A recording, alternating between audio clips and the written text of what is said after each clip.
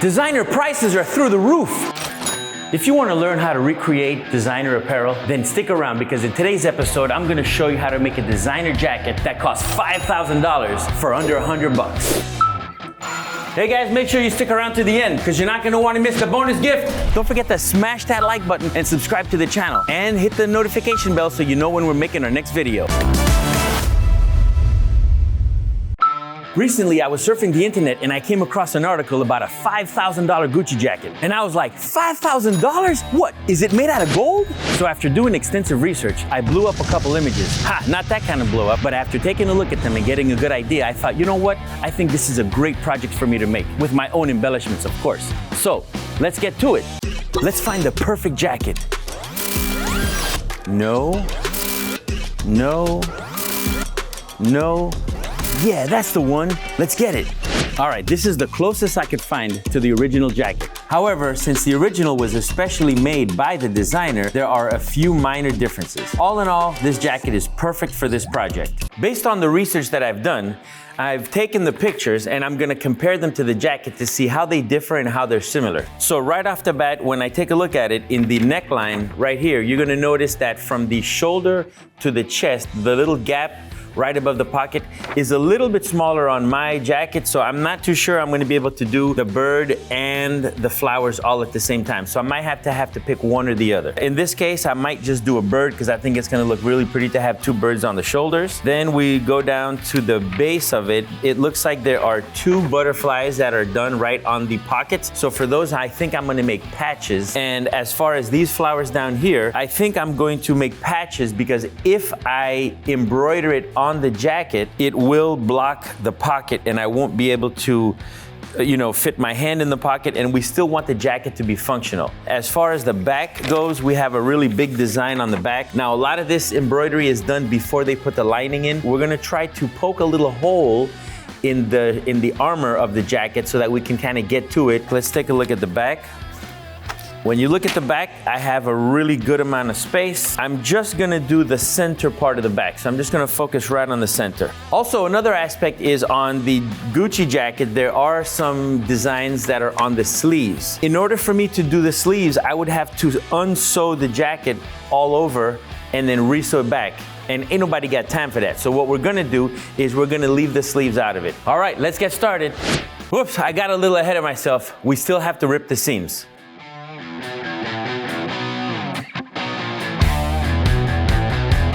Because we have to digitize so many files, we're not gonna be able to squeeze them all in this episode. So we're gonna leave you a link to a video that we did in the past in the card above or the description below that explains how to make these patches. Since the back of the jacket is gonna take a while to embroider, we're gonna start the back first, and while that's happening, I'm gonna be embroidering the patches on another machine to maximize my time.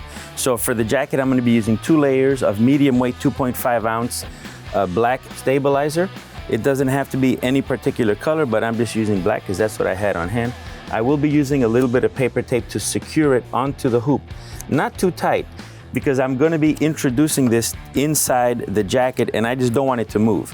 So the tape is just gonna hold it there for a little bit while I get myself situated.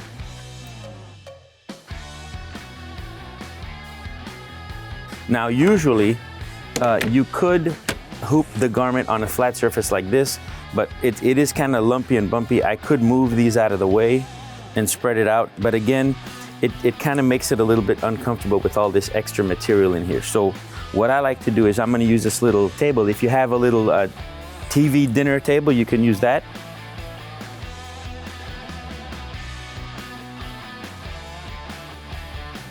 But wait a minute, I think I have just made a faux pas. With a jacket that doesn't have any liner, this would have been the right way to go because the arm, the sewing arm, would have come through here, because remember, I will be putting this way into the machine. So right now I had accounted to put the sewing arm here. So unless I want to seam rip the whole entire jacket to make the arm go this way, this is not going to work. But I have an idea. All right, guys, I went through my arsenal and we're going to switch to this bigger hoop and I'm going to show you how I'm going to do it. So I'm going to get the distance from side to side.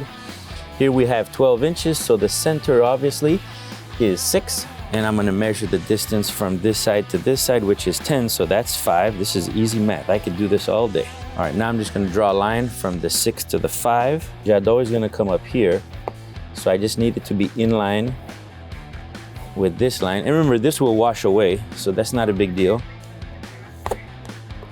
Here's the bottom. So that's gonna go here, and we have the center of that already. The jadot is gonna go right in this location. The center would be here, so I'm just gonna mark my center. Actually, I wanna go just a little bit higher, make it look nice. So that's gonna be my center here, and the tiger is gonna be right at this line. So that'll give me my distance mark. So the tiger should fit in between these two marks here, and the Ricoma is gonna go just right down here. So that's gonna be the center. The bottom of the Ricoma is gonna be just like that. Initially, we were gonna use 2 layers of the 2.5 medium weight stabilizer. But in this case, since we have to turn the image around, we're gonna use 3. Let me show you what I'm gonna do. 2 layers and make them wide. Remember, we still want it to be long, so I am gonna exaggerate across the top of that. And remember, this is gonna be under the felt, so nobody's gonna know, and they're not gonna be able to feel it. And with this secure, I'm gonna take another piece, the 3rd piece, and run it right down the middle. Now, this is gonna give me the extra stability that I need. All right, let's put it in the jacket.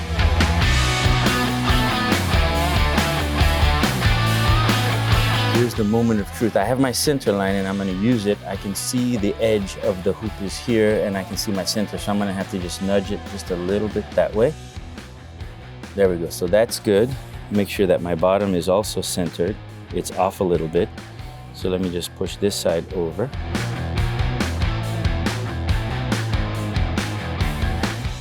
That's perfect. Now for the top hoop. And the little notch is gonna have to go towards me because this is where the sewing arm is gonna be inserted. So here's the top of my hoop, and there we go. Don't forget to check that bobbin. Always start with the fresh bobbin. This is a big design, so you're gonna need all the bobbin you can get. Now I'm gonna have to put the design into the machine. Originally, remember that we had all the design combined with the tiger and the jadot Ricoma, but now we're gonna have to split it into 3 different designs. So the first one I'm gonna do is the tiger. So let's load the tiger. We're gonna select the design. We're gonna go to our folder, and here's the tiger by itself. We're gonna select it. Remember that the tiger has to be facing me because the neck of the jacket is here. So we're gonna have to flip. Oh, let's see, I had the 19 by 10. All right, let's select our hoop. And let's go ahead and go to our custom and pick our 16 by 13 hoop, which is the new one that we're using. And we're gonna click yes. All right, it's nice and centered. We're gonna flip the design, or rotate it rather. So we're just gonna put it upside down just by hitting the upside down, and there it is, and okay. Let's pick our colors.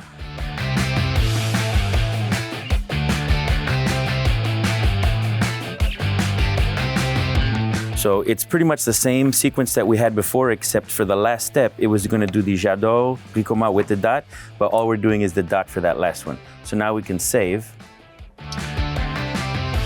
We're gonna lock it up first and do a trace.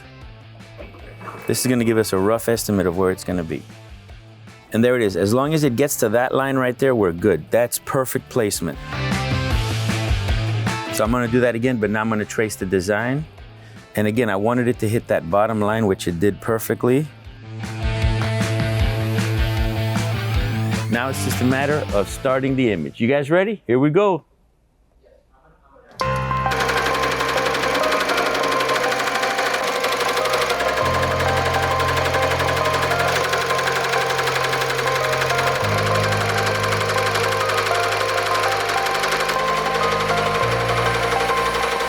While the jacket is being made, I'm gonna take advantage of the time and start making my butterflies.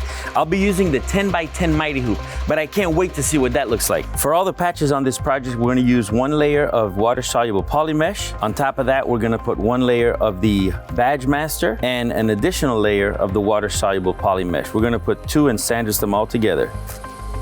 All right, let's go. All right, make sure you hear that click. I've already checked my bobbin. We got a nice fresh bobbin in there. We're gonna trace the design. I already positioned it right where I want it. So I'm gonna start here. Let's go ahead and trace. There it is. That will allow me to do 2 on the same material. And here we go, we're gonna start it.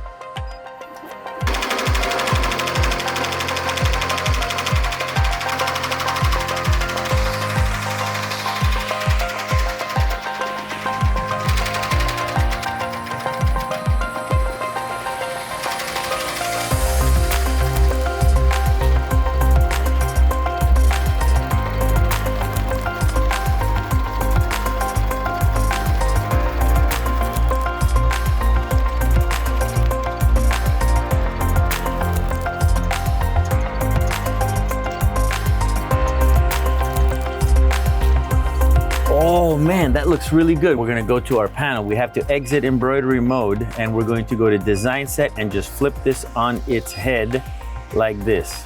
Click OK. Boom. All right, now we just have to reposition it. Escape. We already have our thread picked out. I'm gonna bring the hoop towards me.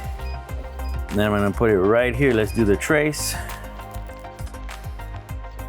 Now that I know that it's safe, I can then do this and then do my design trace just to be extra sure. A friend of mine, Byron Lee, used to say, butterfly, butterfly, everybody, butterfly. All right, here we go.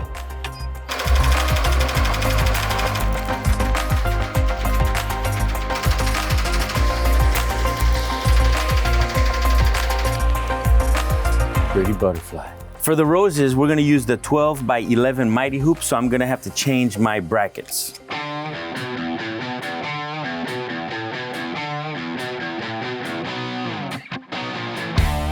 Just like we did with the butterflies, we'll be using 2 layers of poly mesh with a layer of the Badgemaster sandwiched in between, all right? Nice and stretched out, good fit.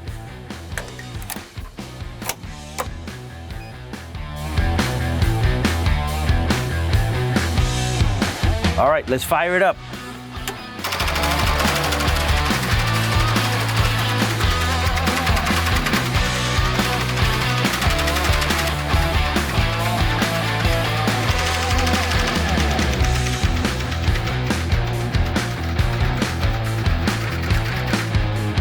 The first flower is ready. I can't wait to see it. Are you guys excited? I'm excited. Let's take a look. Oh yeah. All right, once we get this one unhooped, we'll hoop more material and get the other one ready. Man, I'm so excited. The jacket is gonna come out so awesome. Make sure you keep watching till the end.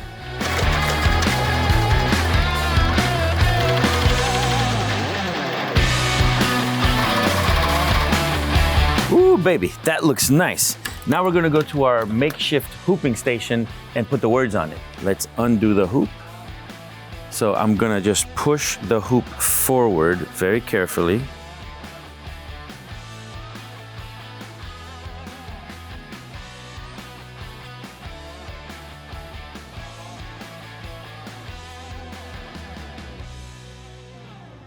So here we go, we're gonna trace it.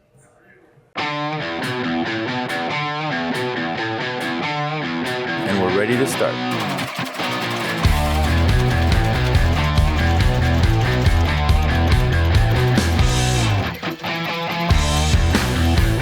Woo, one step closer. All right, now we're gonna put the Ricoma on the bottom. Look how nice that came out. Perfect. We've been embroidering for quite a while. I know I changed the bobbin, but we're gonna check. Oh, look at that. Look at that, empty bobbin. Always check your bobbin. Boing. That one you can toss it, you don't need to keep it. Let's put the new bobbin in. Remember, it's going clockwise when it faces you. Under the spring, twice around the pigtail, and we're good to go. Pop that in. Okay, we got brand new bobbin. Everything is nice and hooped. We're in the center, we're ready to go.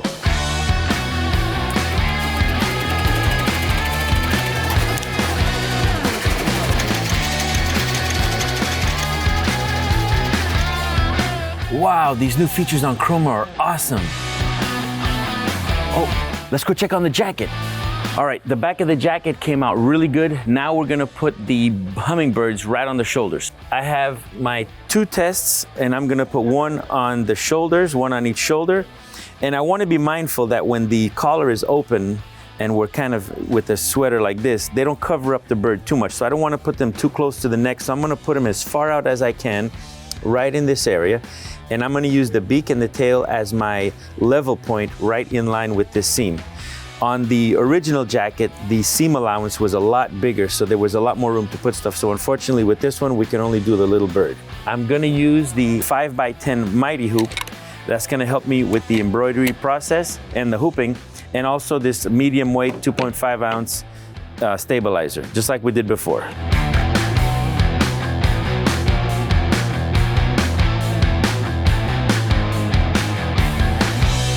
Okay. That looks good.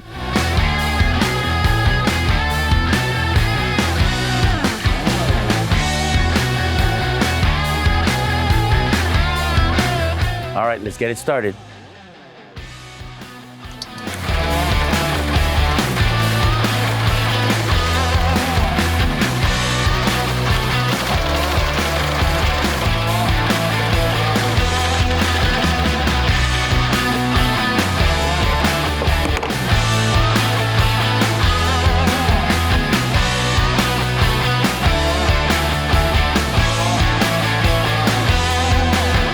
Now we have to flip the design, so we're gonna go to, we unlock it, design settings, and we have to not rotate it, but actually flip it. So we're gonna go to the flip and we're gonna flip it horizontally so it just flips from left to right and not from top to bottom. There it is. Then we click OK. Now we go back home and we're ready to start.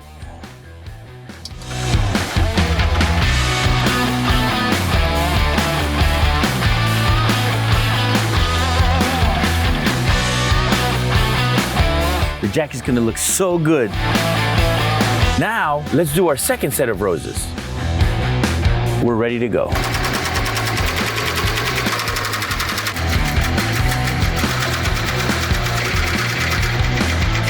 The second rose is done. Let's go check it out.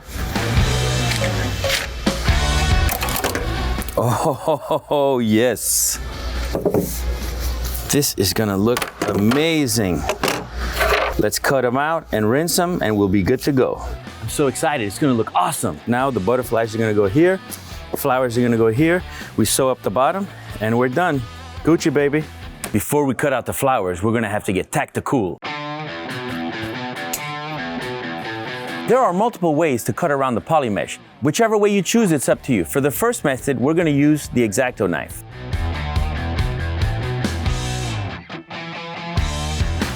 For the second method, we're gonna use our scissors, just to cut around roughly. For the third method, we can use some curved scissors and get really close and get into the detail.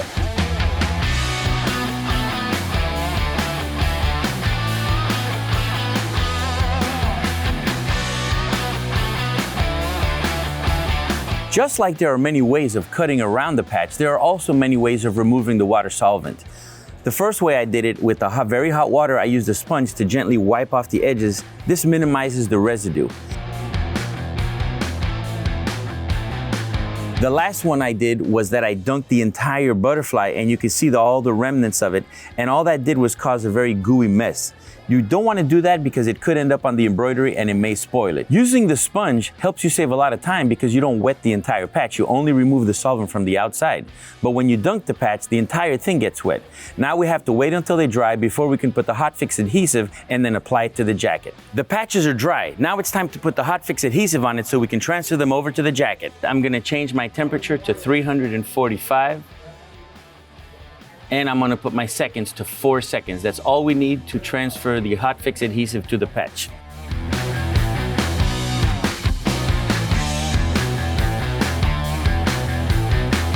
We're gonna let that cool a little bit and then we're gonna cut around the patches. Once we have it nice and trimmed, we're gonna heat it again for 10 seconds on the jacket. This is gonna be so awesome, you're not gonna wanna miss it. The patch is cool, now it's time to cut the paper around it. If you haven't done so already, check out one of the last videos we made where I show you how to make a really cool race jacket. I'm gonna be using some of the same techniques that I did on the race jacket that I did with this one. I'll make sure to leave a link to it in the card above and in the description below. All right, I'm gonna use the edge of my heat press to make sure that the jacket is nice and square.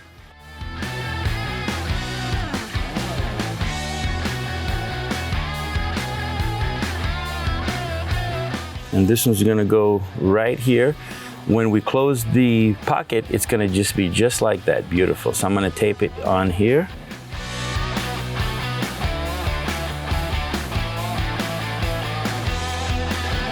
This is gonna be great, I can't wait to see it. Oh, that is so nice.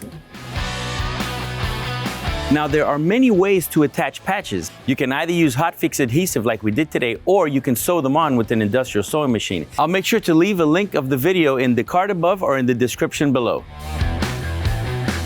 So here we go, we're just gonna hold firmly and just glide it along it. Just a little bit. Medium pressure, hold for 10 seconds.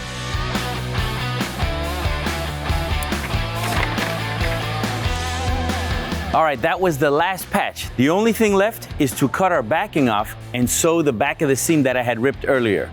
And then we're done. I'll be using the KS20U43. It's one of our iconic industrial sewing machines to sew the bottom of the jacket. Before I do that though, I will be cutting the rest of the backing off so that we can tidy up the job and make it look super nice. If you're looking for a less permanent solution, you can use Velcro backing to attach that to your garment with either a sewing machine or your embroidery machine so that you can then peel it off and put the different patches that you want depending on your mood. I'll make sure to leave a link to that video in the card above and in the description below. The jacket looks great. It was so fun to make it. Now let's break it down. The jacket cost me about $69 to get. I did find a darker one that cost $29, so I could have gone with that one. In light of that, we decided to stay with the same color so we can get almost an exact match. The cost of the thread was approximately $5. For the stabilizer, we used approximately $4 worth of stabilizer. So in total, it cost us about 78 bucks to make this $5,000 jacket. That's insane. Now I'm gonna wear it. While he's doing this, don't forget to smash that like button and subscribe to the channel. And hit the notification bell so you know when we're making our next video.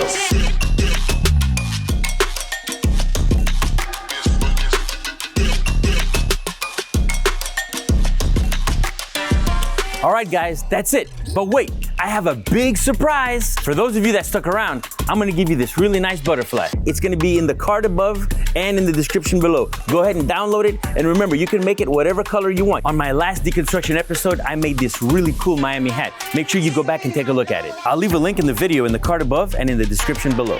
If you're looking for more inspiration for your next embroidery project or want more decorating advice, check us out on Facebook and join our embroidery and printing business help group. If you haven't done so already, follow us on Instagram and TikTok for informative and entertaining content. Thanks for watching, and I'll see you guys next time.